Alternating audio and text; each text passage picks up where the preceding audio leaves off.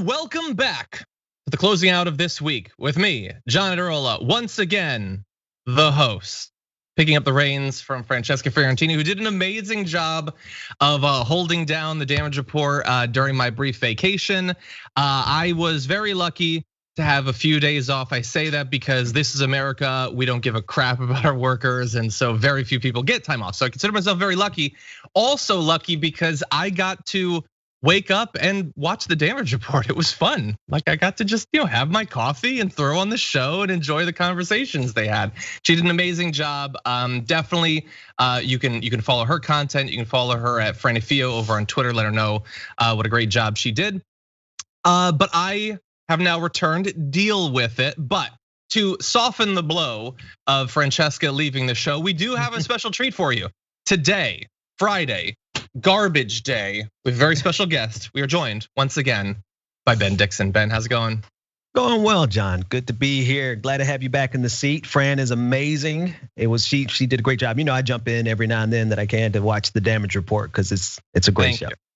That's awesome. That's awesome. I know I overheard that you had gone into today thinking you were doing the show with Francesca. Apologies for bamboozling you in that way. I've been hustled. I thought I was gonna have Fran to, laugh with, but you do a pretty good job too. Thank you. I try. You don't have her to laugh with. You have me to laugh at, and that'll be something, I suppose. Anyway, we've got a massive hour of news. We're gonna be talking about Paul Ryan like it's 2015 in here. He's back in the news. Then the January 6th commission. That wasn't. We're gonna be talking about that. We're gonna be talking about more calls for violence coming from the right. How popular is QAnon? That's gonna send a shiver down your spine. And Amazon has heard your concerns about the way they treat their workers, the way they run them into the ground. And they've got a solution that I think we can all agree sucks. And we'll have those details for you later on. And then of course, we're gonna throw away some trash. We've combed through the country, selected a few key pieces of political garbage, and we're gonna be tossing it in the can. By the way, if you wanna run over to the community tab on the YouTube channel for the damage report, there's still time to vote if you'd like to be a part of choosing the community garbage person of the day. But that said, Ben, you ready to talk about the news? Yeah, let's do it. Okay, let's see if I can remember how to do this. Okay.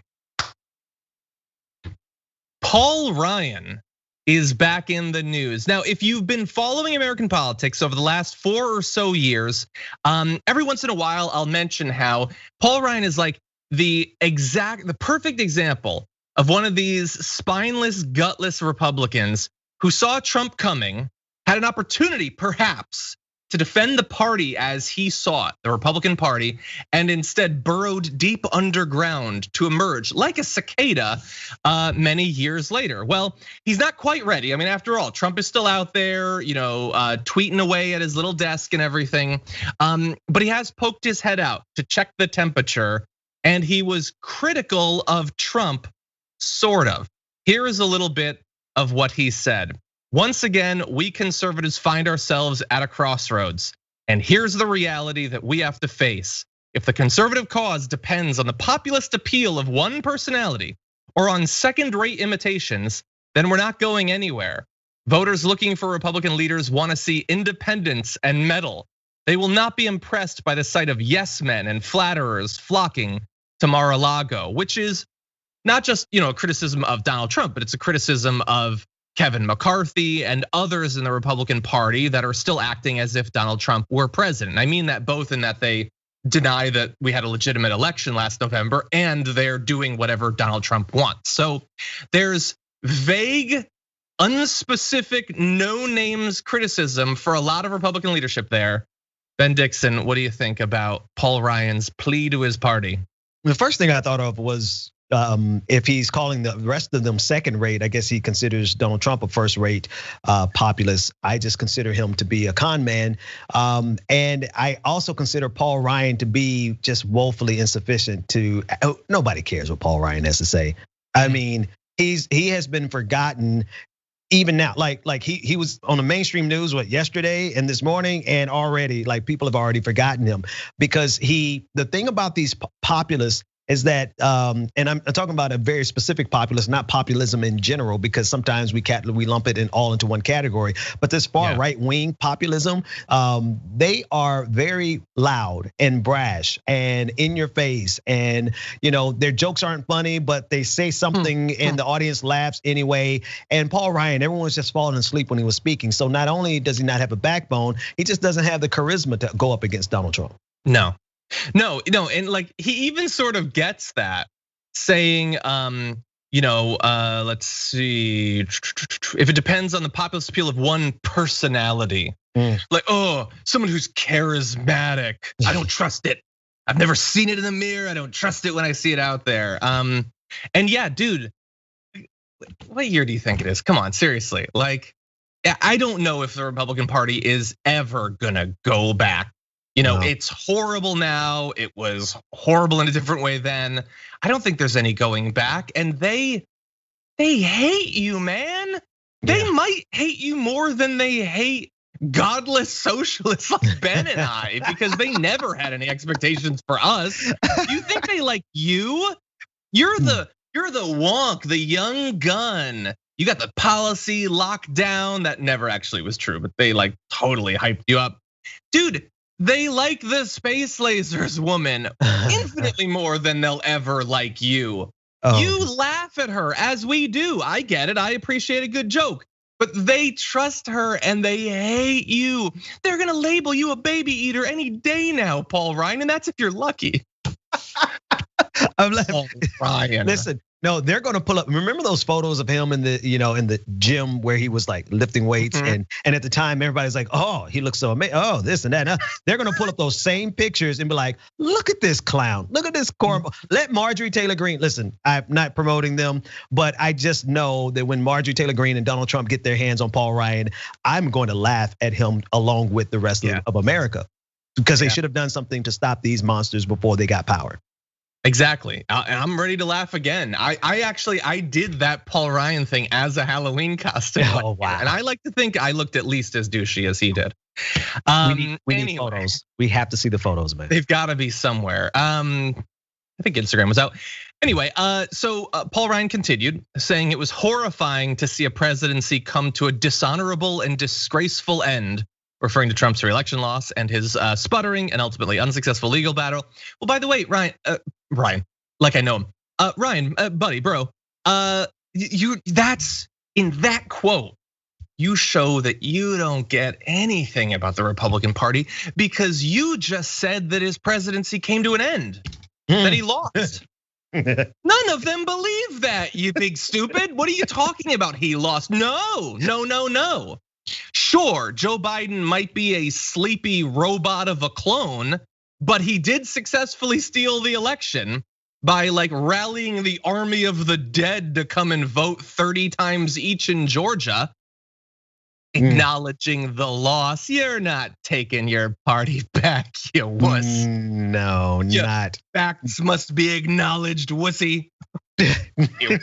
No, honestly, the Republican Party is going to have to make a really hard decision, and I already know what they've decided. They've decided to cast their lot with Donald Trump. If they wanted to salvage anything that was remotely, anything that remotely resembled a reasonable party, then they would have to just amputate that entire arm of the Republican Party. But they're not. They're not going to do it because they're afraid of having to go through the process of rebuilding. Sure. Yeah. No. Exactly. And I think there's one more quotation from him that I want to go. Like he talks about outrage peddlers or whatever. Dude, it's not May 2016. Yeah, we get it. They're outrage peddlers. People like it, unfortunately. That really, I think, defines the difference between the Republican Party as it exists today and the Republican Party that Paul Ryan used to be in the leadership of. And it's this. He says, culture matters, yes, but our party must be defined by more than a tussle over the latest grievance or perceived slight. He says other stuff, but I don't care about it. So there, I think he's indicating that like, dude, why are you all focusing so much on like the cancel culture or the Seuss or the talking potato or whatever? Like, no, we're supposed to be about conservative answers to problems. But the thing is, like, in terms of the policy goals, I don't think there's really any noticeable difference between those two versions of the Republican Party. At the end of the day, populism or not, they exist to do one thing: give tax breaks to millionaires and billionaires. They do that now while talking about this culture war stuff. Back then, the right-wing media talked about the culture war stuff. The Republican leadership didn't really, but they still only did the tax cuts. The outcome is the same, except with the new version of the party, they get to get constantly enraged, and they are gonna find that to be so much more appealing than the sort of boring, corrupt, it's not even wonkiness, the faux wonkiness of Paul Ryan. It's not gonna work. No, and I think this all should be a red flag, a warning for Democrats, particularly Joe Biden, because if you think you're dealing with the party of old, here it is. Paul Ryan was the best that the party of old had. He's out the door and he can't even get back in. He's gonna get laughed to scorn. I'm just looking forward to seeing how the dynamic dummy duo of Trump and Marjorie Taylor Greene rip him apart. But Joe Biden and the Democrats really need to understand that they're dealing with an entirely different breed and they need to govern themselves accordingly. Yeah, exactly. Well, look, while Paul Ryan, with his very, very bold speech criticizing Donald Trump, didn't ever actually get around to naming Donald Trump. He did criticize him, so it's only fair for us to let Trump respond. So hold on to your butts. Donald Trump fired back at Paul Ryan's pathetic little attacks at him, saying Rhino Paul Ryan, who became a lame duck Speaker of the House, lost all vote-getting capability with the people he represented in Wisconsin and was the single biggest factor, other than Romney himself, for the monumental loss. So it's like, it's his fault, except it's also everybody else that I don't like's fault. They lost a presidential election, so it's on them. When I lost a presidential election, it's everybody else. So anyway, Ryan should be taught as cheating of elections because that's his grift. However, while most of this is it's blathering nonsense, he does point out one thing, and he says it was the day that Ryan went on the board of Fox. Fox would never be the same. That Fox totally lost its way and became a much different place, with millions of its greatest supporters fleeing for good. And that's important. We should acknowledge, as he does there, that Paul Ryan, as far as I can tell, from 2019 has sat on the board of Fox Corporation. Now, it's sort of silly that he's like, that was when Fox changed. Dude, it was years ago. How many interviews have you done with him since then? But Paul Ryan, who's off saying, we can't allow our party to be dominated by these demagogues. This uncritical worship of one figure will lead us down a dark path. And I sit on the board of a channel who has that as their only mission every day. Unfaltering allegiance to Donald Trump. Whatever position he has, that's what we have. Screw our careers, screw ethics and journalism, all that. That's what we are. And that's what he says in his speeches he's against. I don't know, Ben, what do you think? I'm thinking that you really split that up well. You parsed that well in terms of how the Republican Party for years, they wanted to keep the dignified look of politicians like Mitt Romney and Paul Ryan while simultaneously getting the benefit of Fox News and Rush Limbaugh. But it was only a matter of time before the Republican Party in public became the party of Rush Limbaugh, or what he was on radio and what Fox News has been on television. And so they, you can't sit on the board, Paul Ryan, and want to get the benefit, not only financial benefit and the prestige of being on that board, and expect for the party that you want to now, I don't know, come back to and help guide in the right direction. The Republicans, you all have been sowing these seeds for 40 years. This is your rabidly ridiculous party at this point. So, either deal with it or move on. Yeah. Yeah, and kind of like we were saying before about, what they actually aim to do. I wonder how much of Paul Ryan's heart is really in this fight anyway. Like, sure, I'm sure on a personal level, to the extent that he's still a man at all, he has a problem with Donald Trump. I mean, most people do. And I guess it might be difficult even to win re-election for him personally with Donald Trump opposing him. But in terms of like, if they get back into power with or without Paul Ryan, he's gonna get what he wants. Like, again, they're not gonna do anything substantive that has a significant economic, impact. except give tax breaks to millionaires and billionaires. Like he's gonna get what he wants. Why are you whining so much?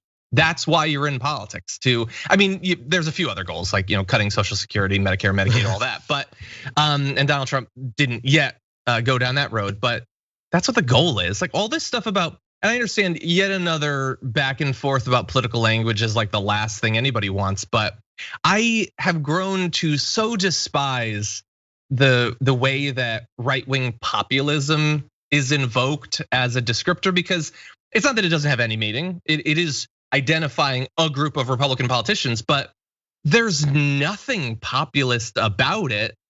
And I don't even just mean that it's dishonest. What is Marjorie Greene going around the country talking about right-wing solutions to the economic problems that plague the forgotten masses? Does Matt Gaetz do that? Is Trump doing that? Hawley is like the closest, and even he's moved on to just anti-democratic insurrection support and all that. Like there's no populism anymore. They're xenophobic. They hate a lot of people and they talk about it a lot. They talk about being canceled a bunch. It's not populism. It's just bitter whining. That's all it is. The actual policy outcomes will be the exact same as if Hastert was still in charge or if McConnell, gets back into power. I don't know. So I hate that term now, but I get why people use it. Yeah, I'm just thinking about what you're saying there. I think what has happened over the years is that mainstream media, the elites, the establishment, they've reduced populism down to anything that is a challenge to the establishment, and they've severed it from like the economic roots of it. And so now when they say populism, they absolutely do mean like there's no need for Republicans to talk any economic policy. In fact, I wonder if they can actually even get away with the trickle-down economic talking points that they hammered America with for 30 years. I don't even know that they can get away with that, but they can get away with their xenophobia and their bigotry. Yeah, no, I think you're totally right, and that's true. And like it being anti-establishment in some way is obviously it's a core component of populism. That is totally true. But they conflate like Trump insulting McConnell and threatening to send him packing. Like, okay, that is anti-establishment in that he's an incumbent, but it's not anti-establishment in that it is like actually threatening the economic status quo. Absolutely. It has nothing to do with that. It's personal. Like there's anti-establishment, which is like, I don't know, I hate Jake Tapper. And then there's anti-establishment in that we are going to have a serious conversation about the like corrosive impact of corporate media and the way that they're funded by the very industry, like all that. Those are two very different things. They're both anti-establishment. They're not the same though. Oh yeah. And I would say from the point of view of the establishment, sure, pick off a few of the individuals holding me up, but there's a lot of other ones. Absolutely. Anyway, I think you made a very good point there.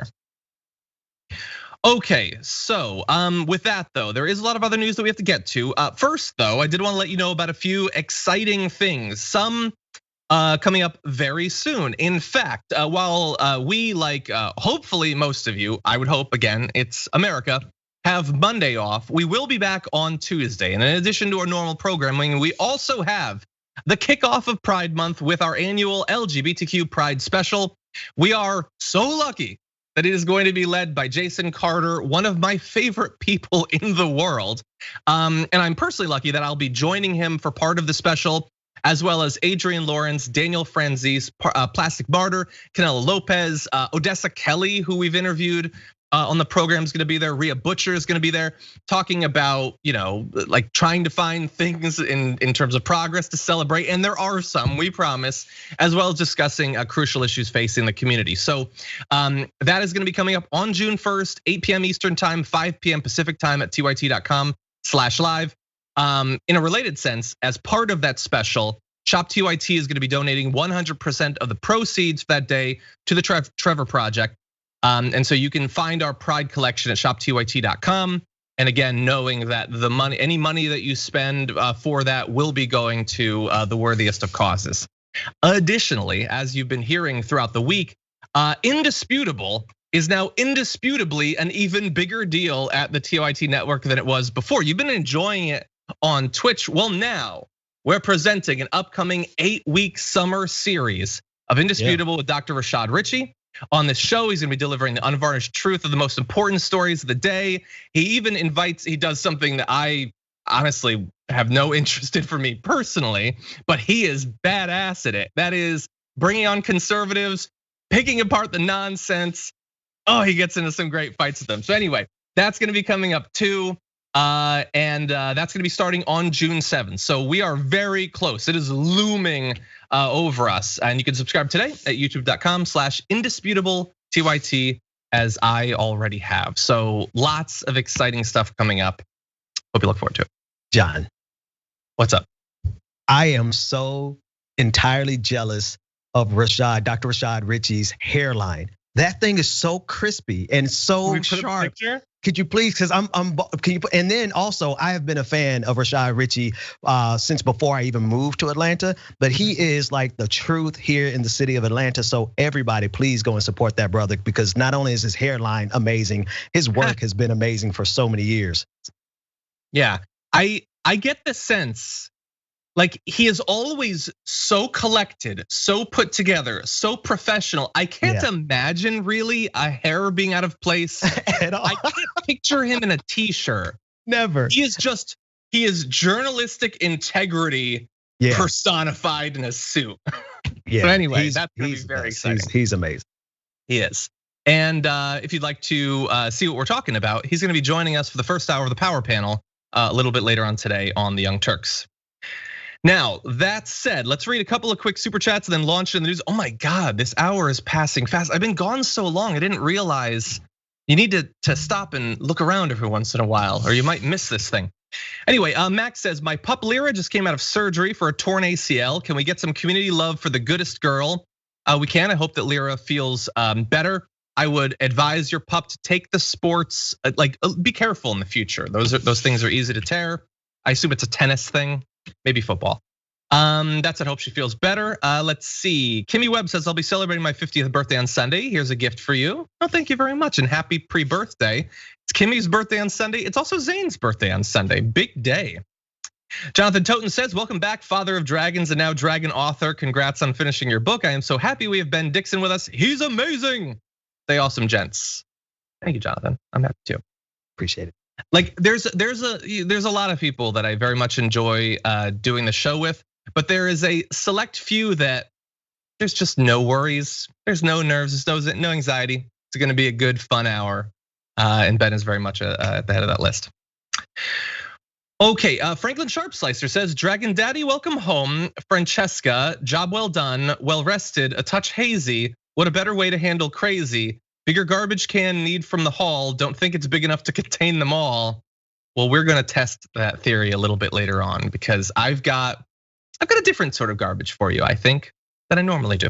Anyway, with that, why don't we jump back into the news? I was prepared this morning to talk about the difficulty that was going to be faced in the upcoming vote to establish a commission to look into the events of January 6th, but we're way past that. They killed it. They killed it, at least for now. It passed the House, the Republicans and the Senate killed it, because you can't get a couple of Republicans to rub together that will acknowledge that that was a horrific event that we should never allow to happen again. In fact, a bunch of people didn't even show up for the procedural vote. And there's a lot of Republicans on the list, but I also noticed one other name. It rhymes with Binema. And so that's fun. You know what I have to say about that? Me. That's what I have to say to that. And so it looks like, at least for now, and maybe they'll circle back to it, but they were gonna have this panel, 10 people, 5 appointed by the Democrats, 5 appointed by the Republicans, exactly even, despite the fact that the Republicans caused it and they're not in power. For some reason, it was still gonna be even.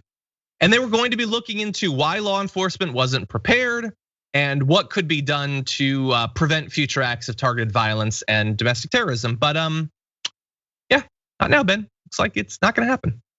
Yeah, at least it's not gonna happen from the Congress. There's still some other options where a panel can be convened through the Biden administration. Whether or not he's gonna take that step, remains to be seen. They seem to be real tepid in terms of how much they're going to directly challenge the Republican mania. That said, Kyrsten Sinema, like I hold grudges a long time, and if nobody else remembers this, the thumbs down and this, I am going to personally make sure that everybody in these spaces remembers this when it's time for her next election.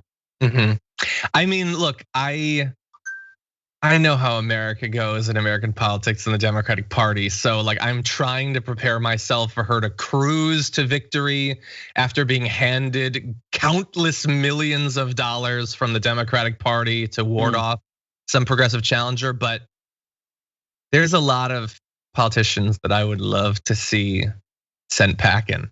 Oh, I would love to see her lose. Oh man. We got to start a hashtag thumbs down to Sinema just to sustain us through a campaign, working together to take her out. Absolutely. We'll see. But anyway, yeah, so as of right now, we're not gonna have that commission. And look, it's not like there weren't justifiable concerns about what might come out of that commission, how it might be used to throw more money at the intelligence agencies or whatever, the National Guard, I don't know. But I do despise the fact that we live in a country where you could have a movement, kind of like a hydra, with multiple snaky heads sticking out of it. And we point at one and we say, you invaded the Capitol, you're bad. And then we turn to the next and say, hey, you should join with me to look into that head. And it says no, and we go, what are you gonna do? Hydra's gonna hydra. It's the same creature. Right. It's the same thing. Like they literally voted to try to accomplish the goal that their befurred, behorned vagrants were unable to do earlier in the day. And now they defend them from even an investigation. That was a hell of a descriptor. What is this system? That was you've been writing. I cannot wait to read your book, man. But the truth is why on earth?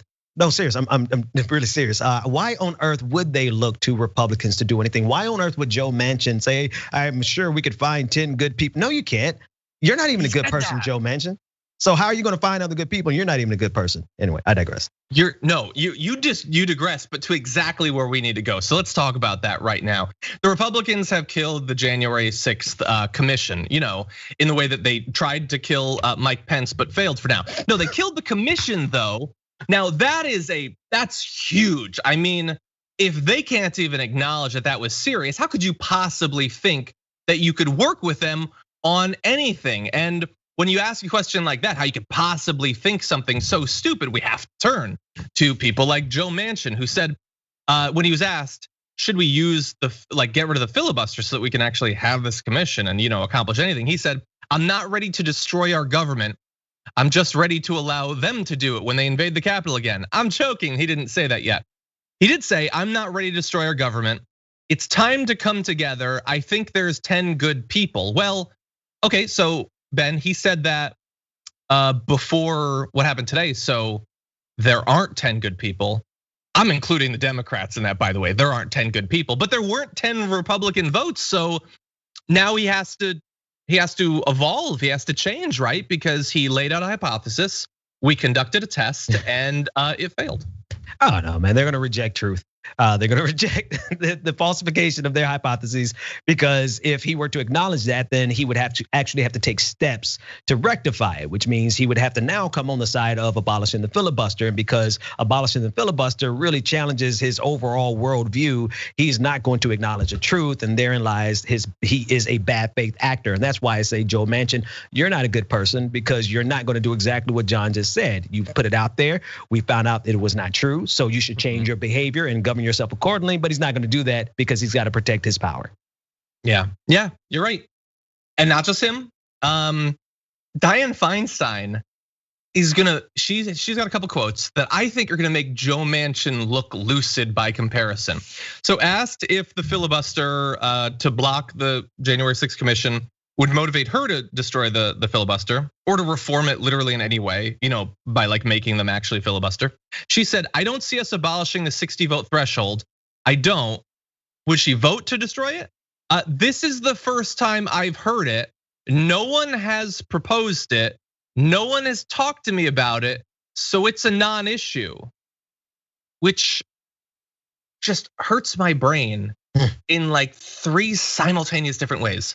So the first would be, yes, people have asked you about it.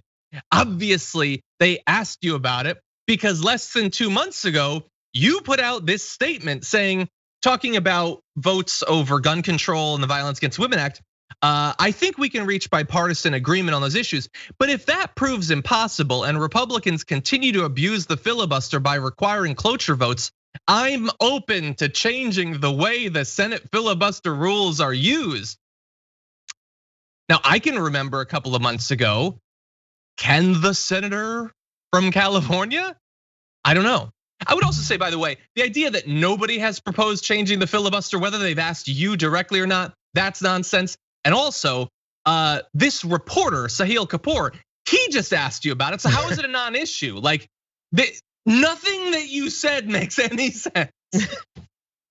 I'm like, listen, I have gotten to an age, John, where I have to write notes down. I did this work for 6 years without ever writing down any notes, and I am of the age where I have to write down notes. And so I kind of can see that eventually I might get into the same kind of situation that she's in. But I do hope that someone will say, Ben, it's time to step down, and you don't need any longer serve in this capacity, because it's either that she's really just at the stage of forgetfulness, which, if we're lucky, we'll all live long enough to get there, or she's just a bad faith actor. And you know what, like that makes me even more furious. Like, notwithstanding the fact that we need to really talk about the age of some of our senators and our leaders, not because of ageism, but because are they able to handle the issues of today? But if she's really just playing a game with us, that's even worse. And we got to get these people out of power. Yeah, it's not just about the age. Bernie's $1 billion, but he's obviously still able to do the job. And a lot of them are. Merkley, he's not going to spring break every year. Like, they are older, but they can do the job. She's not really demonstrating. And by the way, we've already had the insider reporting from our own aides being concerned about her and all that. And she's maybe not even the worst example, but anyway, no, they're not going to do anything. The Republicans can stop the January 6th commission.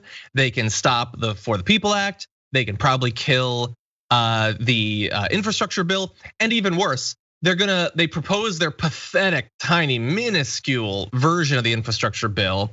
Biden he's just gonna grab it and hug it to himself and be like, I've found something they'll vote for, and then they're gonna vote against it. They're gonna kill the tiny infrastructure bill. They're gonna kill everything.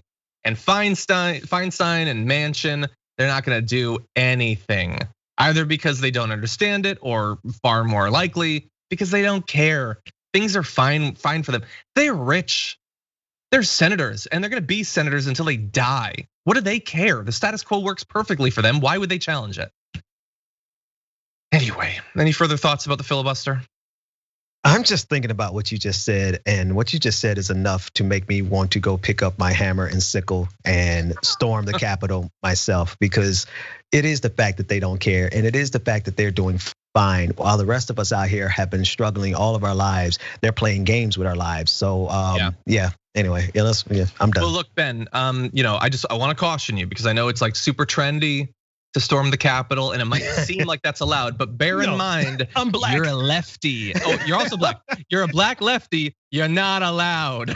It's as a double whammy. I don't expect any leftist to make it out alive, but I don't expect any black person to even be able to get to the Capitol to do what those guys did. So yeah, you're right. Yeah, they'd see me come and they're like, this looks fine. And then I'd get close enough for the Bernie So Punk shirt to be visible, and they would shoot me. No questions asked. Done. They're like, I saw his hair and I thought, I think she's one of us. Anyway, I would not even make it off the metro, man. Like they would have catch me before I even left Atlanta airport. It would be over. So damn, they're in Georgia too. Anyway, okay, really fast. Let's also touch on this. While all Republicans and some Democrats bear responsibility for blocking the establishment of the January 6th commission, some chose to add a little bit of insult to the injury at the same time.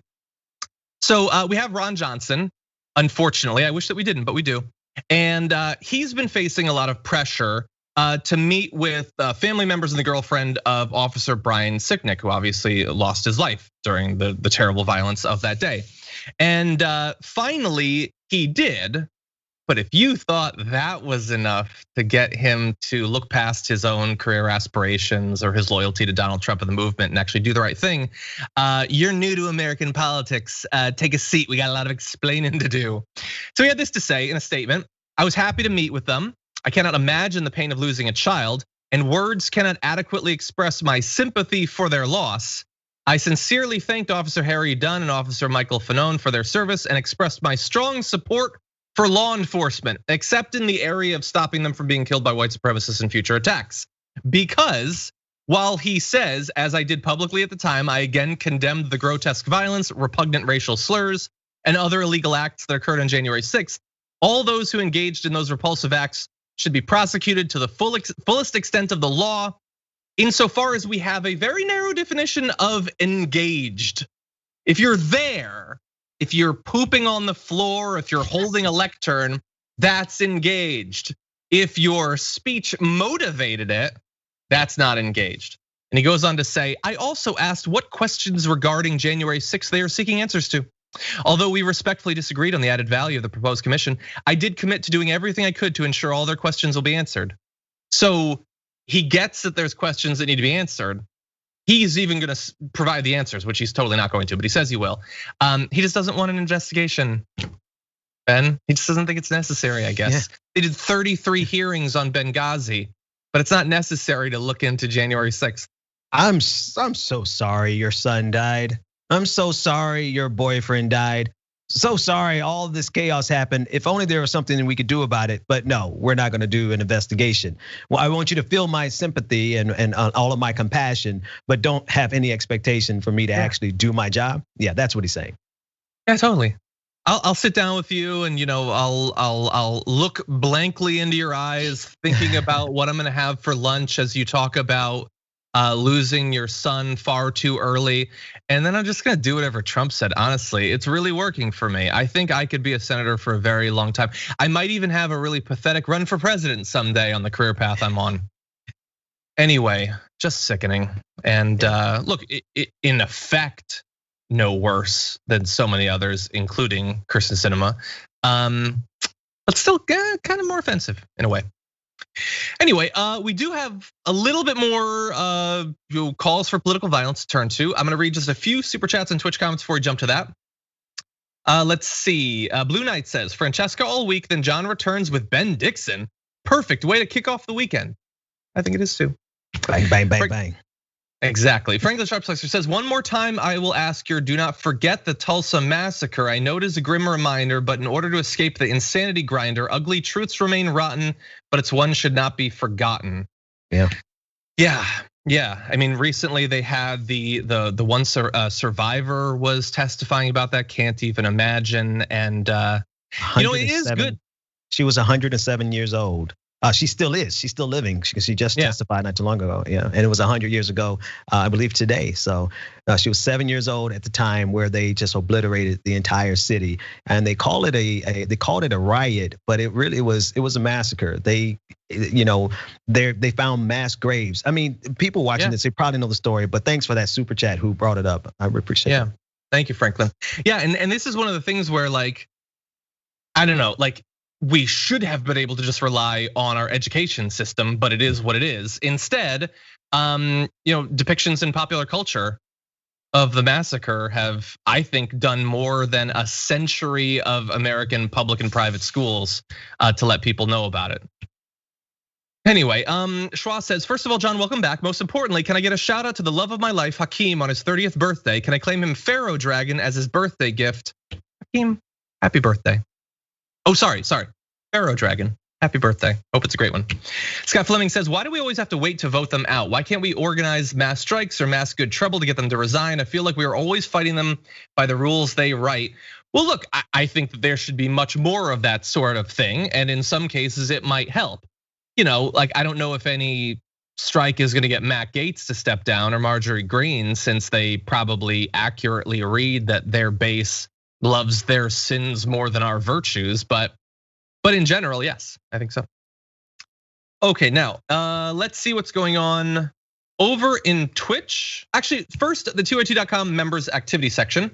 Bloodthirsty Pacifist says, I can't abide being forced to imagine rubbing two Republicans together. I apologize, that was an unfortunate metaphor. Probably sounds like squeaky mayonnaise noises. That's true. Is Ted Cruz one of the two? I think so. Hiker Patty Dragon says, I missed you this week, John. Thanks for making today complete. Happy Friday. Thank you so much. Let's see. Rob says, respectfully disagree, John. The new Repubs have abandoned traditional Republican policies of small government and fiscal responsibility. Rob, I love you. I agree insofar as they have abandoned talking about those things. I disagree in that I don't think they ever cared about any of those. They care about small government in that they don't want the government to spend tax dollars helping to fix people's problems. That's true. They didn't like that before. They don't like that now. Fiscal responsibility. I mean, they've been running up insane deficits for 40 years at this point. Like they never cared about that. That's it. I love you and thank you for your comment. Over in Twitch, Z Huddle gifted a tier 1 sub. Mother Effin' Women Dragon gifted 1 as well. And Samalin the Kind Dragon gifted 5. Thank you to all of you. Our Geisel subscribed for 2 months as 69-year-old dragon. Hi, fellow dragons. Thank you. Very nice to have you here. D-Pad subscribed with Prime. Thank you so much. Progressive Ama Dragon hit 10 months. Thank you, Progressive Ama Dragon. Afromius hit 6 months as the Purple Dragon. So glad to give Bezos bucks to progressive fighters. Thank you for all you do. Trans rights are human rights. Afromius, thank you so much for being here.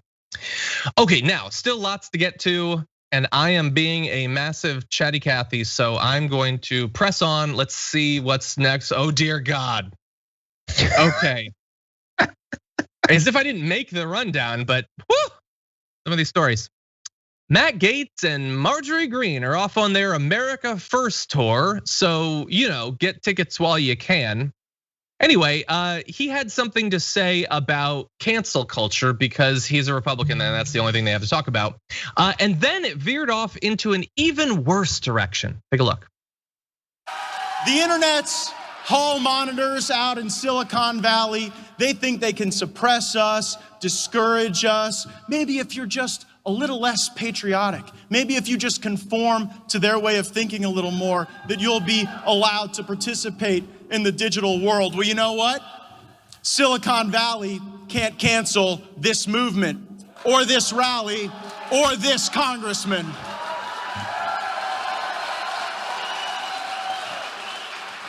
We have a Second Amendment in this country, and I think we have an obligation to use it. Okay, so there were no edits in that video. There were no jump cuts or anything like that. That was just a nice, smooth walk, a stroll really, from Silicon Valley wants to cancel me. We have a Second Amendment and we need to use it, Ben. I'm kind of a dummy on the internet, so I don't know exactly what point he's making, but what do you think he's saying there? I mean, listen, if he's obviously going to say, oh, I was just being rhetorical. I'm talking about the Second Amendment right to bear arms, not actually going out and committing violence. But one of his listeners, one of these people who still believe that Donald Trump won the election and it was stolen from them, they most certainly will act out on this. Heck, we had an entire insurrection as a result of this type of language, but there will never be any accountability because of the willful ignorance that is and the bad faith engagement that these people don't. He could get someone killed and he still would think he had no responsibility to it for it. Yeah, and he'd be protected by right-wing media that would say, no, definitely, absolutely. We're not responsible for any of this. We're gonna let Matt Gaetz go down for getting a person shot. I mean, we spent a whole year trying to infect with COVID every one of our viewers if we could. Now, that was an insane thing that he said. It would have been a weird misinterpretation of the Constitution if, as I think it was Tech Nauseated on Twitch said, if he had said we have a First Amendment and we need to use it. That's not what the First Amendment is about, but at least the First Amendment has to do with speech. Second Amendment's just guns. It's just guns. And so he says Silicon Valley's trying to cancel me, which isn't true.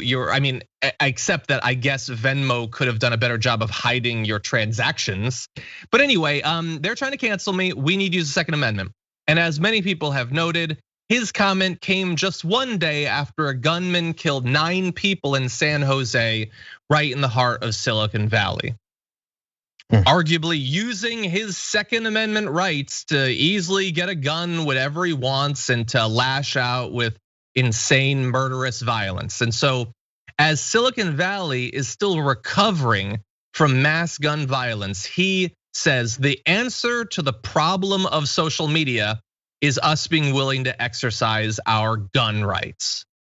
That's madness. And if we lived in a rational country, like, prostitution and trafficking a child and all that aside, this would be enough to get him to step down. But I think we both know, Ben, that's probably not going to happen. No, it's actually, his career just got advanced a little bit more. And this is the problem. America's gonna have to make a choice really quickly if they actually want this American democratic experiment to continue, because one of the 2 major parties, a large faction of this country, has bought into the most deranged type of politics that will inevitably lead to destruction. And Matt Gaetz is he's just the one little pussy boil example of this derangement. And he's not even the worst among them. So these Republicans who like to wear their suit and ties and actually be like elitists, you guys got to really figure out what the hell you're gonna do. Yeah, I agree. Well, it wasn't just him at this America First rally. Matt Gaetz was joined on the stage by Marjorie Greene, who you need to understand is sure that she is the new, as they said in SNL, it thing. The it girl, not that she's cool, but that she's a clown who preys on children. Anyway, she thinks that she's gonna nail some impromptu comedy. Take a look at this. Trafficking. No, they're in business of helping the cartels. The cartels love the Democrats. Yeah, they're down there, they're like this. They're like, we're making a lot of money off of Biden, Joe Biden. That's my really bad Mexican accent.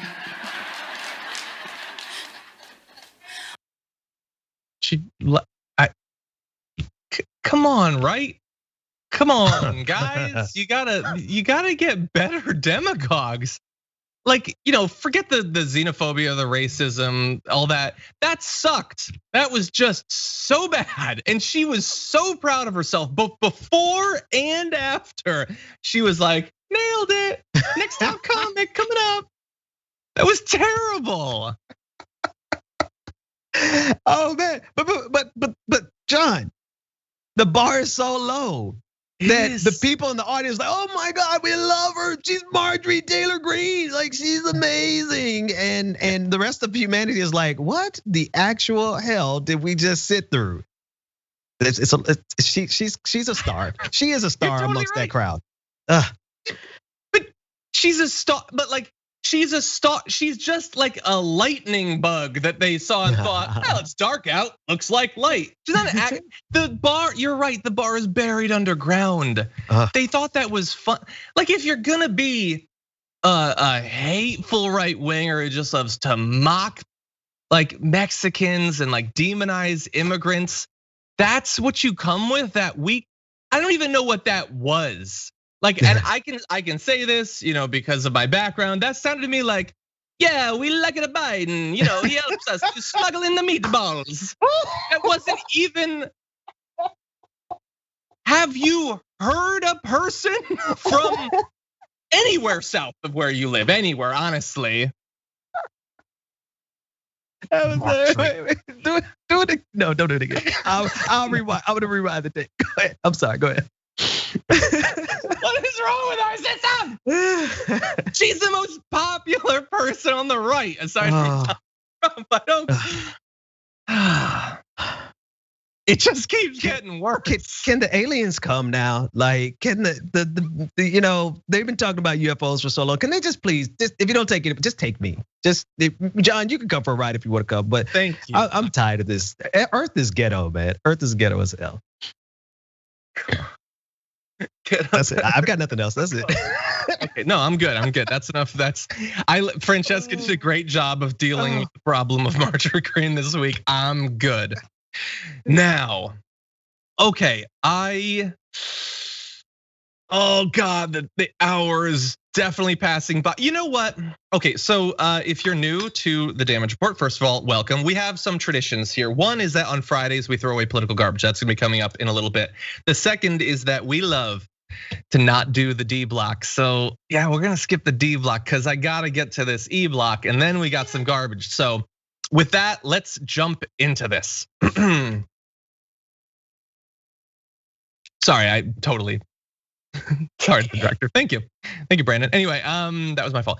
Okay, Amazon has a bit of a PR problem when it comes to the way that they treat their workers and their customers in the world and everything. Obviously, it doesn't seem like it's a great place to work. They have insanely long hours. There's bottles of urine and all that. This is terrible.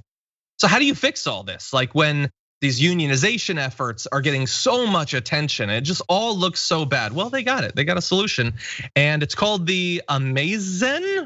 And here it is. Amazon. I wanted to provide a place that's quiet that people could go and focus on their mental and emotional well-being. The Zen booth is an interactive kiosk where you can navigate through a library of mental health and mindful practices to recharge that internal battery. Okay, so I never discount the possibility that I just am in a bubble. That doesn't seem great, Ben. What do you think? I can think of at least 3 different things that will be used for that are not Zen related, okay? And I'm not gonna list all of them. I will list this, the one I can say on air is people are gonna go in there and just like bang the walls out of it, just like hit it because of their frustration. They're gonna go in there and scream. They're gonna go in there and don't throw the word bang around all willy-nilly, Ben. I said I was gonna skip that one, but then I walked right into it, right? And they're gonna walk right into this room and they're gonna have a little break on their break. Like, this is not gonna be used for anything. But to the bigger point is people don't want this room, Jeff Bezos. They want a raise. They want a union. They want some very standard things that humans need to survive on this planet. They don't need this little closet for them to go in and, instead of having to pee in bottles, they'll just pee on the floor in there. Yep. That's the third thing. I'm just imagining like touring one of these and you hear like it's sort of shaking and then it just knocks over. Hey, they're practicing wellness. Hey, it is mental, it is definitely for mental health. So it is all the above. Like go in there and just smash. See, I'm saying smash like the walls in there and be angry, but I keep walking right into it. I'm sorry, guys. I'm sorry. No smash, no none of that. Okay, so really fast. It is the Zen booth or mindful practice room, part of the Working Well program they announced on May 17th.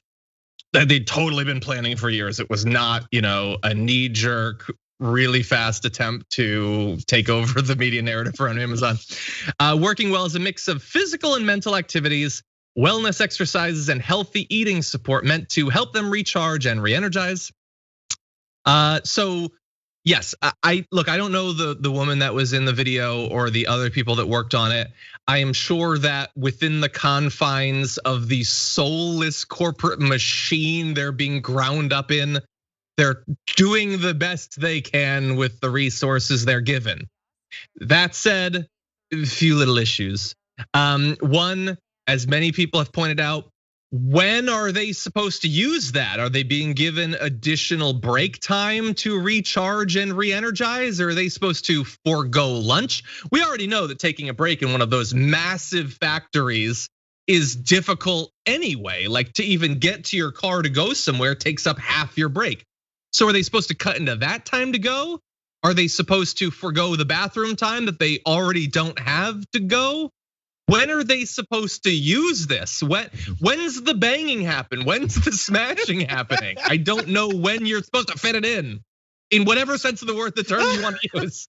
I was waiting for and here's the thing about Amazon. Like they would totally spend more money to make sure that there are enough of those booths at every corner. Like the workers are gonna come out and see those booths everywhere. They'll spend tens of millions of dollars to make sure every factory has them everywhere before they would allow this them to unionize, before they would give them a pay raise, right? It's just the absurdity of it, and it's actually a slap in the face. And not to mention, if people are claustrophobic, like they're not gonna get any zen in there. No, it's ridiculous. Yeah, I mean, and that's the second point, the claustrophobia thing. Can we go to the like sort of wide shot of it? I don't know, maybe it's at the beginning of the video, I'm not sure, where you can see it in the actual space. So, and I want you to bear in mind, okay, so you can see it there. I don't know if you've ever seen like a wide shot of one of these warehouses. It is big enough to contain God himself. It's massive, titanic. Could they have made the booth any smaller? Like you have to walk across like a field of open space to get to this standing coffin to cram yourself into. You know what, John? This? Here's maybe they have been planning this for a while, because this is going to be where they tell people to go when someone says, I just need to go for a walk. I just need to get out of the factory. I just need to get out of here for a second and take a breather. They're gonna say, no. Go to the phone booth and click on these programs approved by Jeff Bezos and learn how to zen out like billionaires who absolutely never come to these warehouses. That's what they probably have planned this for a while, because they see the efficiency of time for someone to leave the warehouse and go outside and get fresh breath of air is too much for their bottom line. Yeah. Go into one of those Amazon booths and put up union recruitment literature and see how long that lasts in there. There's definitely a microphone. There's definitely a camera, which, I'm not gonna kink shame. Maybe that's your thing, feel free. But just bear it in mind if you're, depending on the activity that you choose to engage in. Finally, I did want to acknowledge something that I've seen floating around in the chat on both YouTube and Twitch. As John Schwartz tweeted, put up a picture of the mindful practice room, and it reminded people of something from Futurama. Yeah, the shape is a little bit. To be fair, the mindful practice room at least is free. You do have to pay 25 cents for the suicide booth. Anyway, okay. We are rapidly running out of time, so let's see what's going on off in the audience. Reminder: if you're a late arrival to this episode of the Damage Report, coming up next Tuesday, June 1st at 8 p.m. Eastern time, 5 p.m. Pacific time, our annual LGBTQ Pride special is going to be happening, led by the always awesome Jason Carter and a host of guests, both from within TYT and awesome people working in comedy and politics and journalism and all of that. So it's going to be awesome. That's coming up next Tuesday. So definitely look forward to that. Let's see. Melissa Garland said in the super chat, welcome back, John. I may just have to upgrade to tier 3 to get some of those clandestine excerpts of your novel. It'd be worth it though. I mean, if that's what people want, sign up for tier 3 membership coming up in just a few more weeks, our monthly live Q&A. Maybe I'll talk a little bit about the process of writing that epic conclusion of that novel. Anyway, we'll see. Thank you. Dana W says, missed ya, big DJ Lunchbox Dragon Daddy Dubba D's. I think that we have gotten out of control. What has been done? Very soon, my name will not be able to fit in one of those Amazon warehouses. The first thing in recorded history that couldn't. eHarmony, that is funny, but also gross. I can't read that, but thank you for the super chat. Anyway, TechStan says, why would the reporter question Feinstein? It'd be like asking Drew Barrymore on 51st Dates about current events. Yeah. Senji Boy Dead says, should Democrats stop being bipartisan? I mean, it's not really a question of stopping being bipartisanship. Bipartisanship implies that there are Republicans that will work with you, and on anything of consequence, there isn't. They should stop wasting their time trying for bipartisanship, I think, until, as Ben was calling for, the Republican Party figures out what the hell it's doing. Stone Eagle Dragon says, Sunday is Ronnie James Dio Day. All hail the man on the silver mountain. John is not going to understand this at all. Long live rock and roll.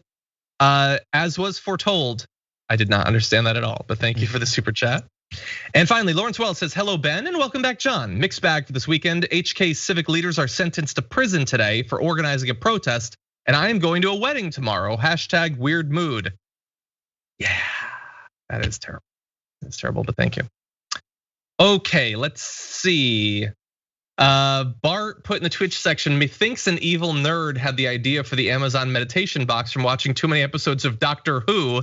This is why nerds ruin the world and get on my nerves. Oh yeah, welcome back, John. Those are shots fired at Ben, if I recall. Yeah, no, and it's okay. It's okay. I can accept it. The difference is that this is definitely not bigger on the inside. So I don't have any relationship. I don't connect that to Doctor Who at all. No, not the TARDIS. No. None of the doctors, whichever you prefer, is responsible for what Jeff Bezos is doing. Okay, let's see. Obi-Wan Kenobi in the Twitch chat says, "Oh, you have horrible working conditions and low pay. We can fix that. Here's a closet. You're welcome." Exactly. Your low wages force them to live in closets. They don't want to come to work and be presented with a full-scale replica of their homes.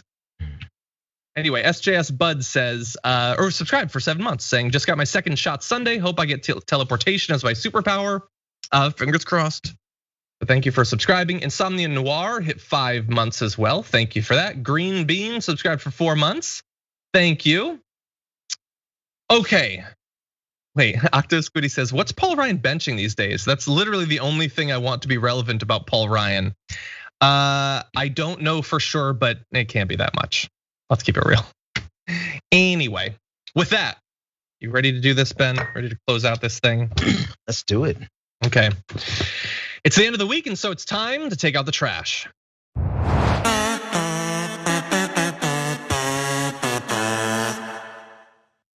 Okay, this has been a particularly trashy week. So, who rises to the top? Who is the cream of the rotten crop that's gonna end up in here? Ben, you're here today. Is this your first garbage person? No, I think this is my second time doing it. Second? Okay. Yeah. So wait, just remind me. I just needed to tell you guys about this garbage person, right? You do. Who is it? I have a video and I have a quote. And while I know there are a lot of crappy people this week who deserve to be in the garbage, my number one pick is this guy right here. Let's take a look at the video. Would you be willing to break the filibuster in order to get this passed? The plan is I'm not ready to destroy our government. I'm not ready to destroy our government. No, I think the nation will come together. You have to have faith. There's 10 good people. How frustrating is it for you to see Republicans line up in opposition to this? It's frustrating to say this, I will tell you. There was a lot of negotiations, and the leadership of the Democrats on both the House and the Senate. So he says he's not gonna, Joe Manchin. Joe Manchin is my garbage person of the month, week, year, epoch, it doesn't matter. It's just, he's just the most garbage person in America right now, because listen to what he said. He said, I'm not going to destroy the government. The filibuster is not the government, Joe Manchin. Mm-hmm. The Senate is a part of the government, but not the filibuster. It's not a constitutional requirement for you to have a filibuster. And then he put out this ridiculous statement via Twitter. Pull it on the screen. I want you to see how ridiculous he is. He says, there is no excuse for any Republican to vote against this commission since Democrats have agreed to everything they asked for. Mitch McConnell has made this his political position, thinking it will help his 2022 elections. They do not believe the truth will set you free, so they will continue to live in fear. Well, Joe, if you really believe this, then why are you allowing them to destroy the government? It's a sleight of hand. It is a lie. You not doing what you're supposed to do, you not being willing to at least amend the filibuster is destroying the government. And so he wants to get off as if he's a good guy here, but no, he is the trash. He's my trash person of the week. I did not see that statement. So I am so glad that this is your garbage person. You're right. He says, he seems to acknowledge, he pretends to acknowledge they don't care about the truth. They live in fear, presumably, of Donald Trump. So a follow-up question to the distinguished senator: who won the election in November? Whose agenda gets to be pursued by the government? Which did the American people support? Because right now, nothing gets done because of the filibuster, which you won't eliminate, because as you point out, they live in fear of Donald Trump and do whatever he says. So Donald Trump lost and then even failed in his attempt to overthrow the US government. Why does he get to determine what happens and, much more importantly, what doesn't happen in America? It was stupid for Joe Manchin to believe the things that he said there for the past few years. It was stupid for him to say it in the lead up to this vote today, but now that's over. So how do you justify continuing to have this facade of like, we can totally find some like good Republicans or whatever? You know that you can't, they're not there. You've already tried, you failed. And yet, Ben, I'm sure that he's going to come up with some position to fall back to, some pathetic rhetorical retreat. He is a true garbage person. Yeah, no, he has no excuse except for the fact that, like you said earlier, this is working out just fine for him. That's it. Yep. Yeah, you know, I'm so glad that you had the video because we read a little bit of that earlier, but seeing him say it as he walks through there, this is a guy for whom the fate of any piece of legislation that comes before the Senate is at most like a philosophical thing, whatever. Like he doesn't care. His life, his health, his happiness, his economic security, none of it rests on whether a particular bill passes or not, is even proposed, discussed, debated. Nothing that the US government does can touch him or so many of the other senators. They're fine. The system works the way it does because it works for them and they protect the system. Why would he change any of that when everything is going so well for him? He gets to walk around pursued by reporters, nice little suit on. He's fine. He's gonna be wealthy for the rest of his life. Don't trust politicians who have never felt our pain, who have never felt our depression and anxiety, our fear for the future, our fear for our kids. Like that guy might as well be an AI. None of it matters to him. He is so far removed from the concerns of regular mortals. I think a requirement for office should be, have you at least at one period of your life lived paycheck to paycheck? Because if you have not, you have no idea what Americans are going through. And it has to be in the last 15 years. How about that? Yes. No, actually, no. You're right, because after a while, people get a little money, they get a little, highfalutin, as we say in the South, and they forget where they came from. So in the last 5 years, if you haven't been in the overdraft in the last 5 years, then you're not qualified to run for office because most Americans have. Exactly. Okay, that was a good garbage person. This may only be your second, but you're already a pro at this. Hey. Okay, I've got mine. For my garbage person of the week, I have one Senator Bernie Sanders, because I read that dude demands a king size bed. He wants the room cooled to 60 degrees. What are you, an emperor? No, I'm joking. Obviously, that's insane. And I can't believe that's what passes for journalism in America. But I do have a garbage person, and it is a prospective politician. One Caitlyn Jenner, who tweeted this: when elected governor of California, I will cancel culture and wake up the woke. And the second my brain was exposed to that tweet, I passed out for a little bit. Nothing made any sense. But I came to eventually, and it doesn't make any more sense, Ben. Waking up the woke, but they're awake. That's what made them woke. That's how words work. And so I thought, hey, I'm a guy that loves pounding energy drinks. Is that what this is about? Is this about like being even more awake? No, you want to put them back to sleep. You don't like their awakenness. You want to end it. That's how sleepy times come. And I will cancel culture.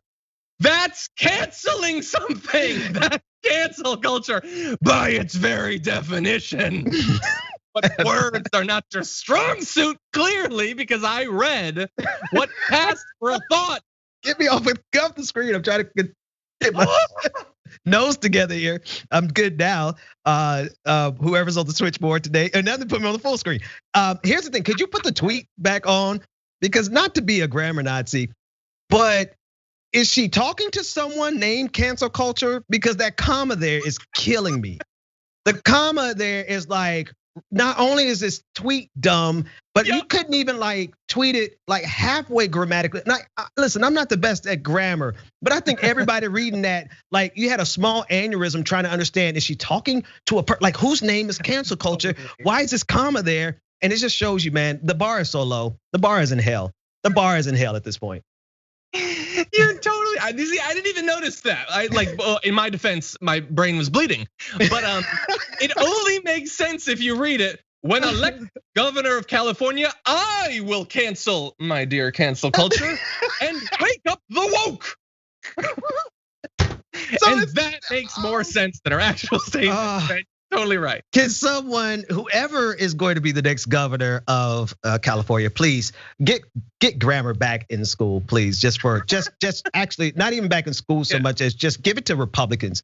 Like give them like a Marjorie Taylor Greene for grammar, and maybe we can help. I forgot her name that quick. My brain. Caitlyn Jenner. I think I'm having an aneurysm right now. I need to get off the air. No.